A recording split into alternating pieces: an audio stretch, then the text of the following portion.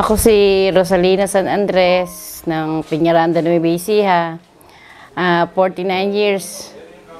At kami may sari-sari store tsaka glassware. Matagal na, year 2004 pa eh. Siyempre, pag naghahanap ka ng mabibilan o kung saan mura, kung saan maganda ang pagtrato nila sa mga customer, kaya ako sila nakilala. Motor, TV, mga appliances, aircon, marami na ako nakuha.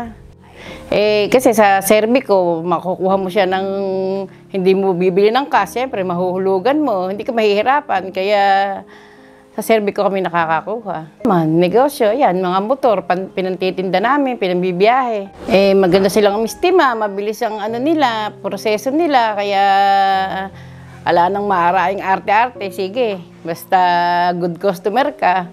Sabi, nagpapasalamat ako kasi sa tagal din namin, marami kaming naipunta na galing sa Serbico talaga. Talagang madami.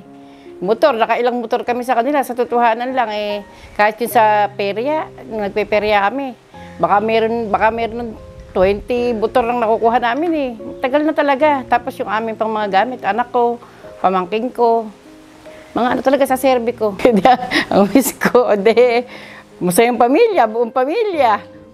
Ano ba i-wish ko? Nagaling sa Serbico at ako'y maraming naipundar.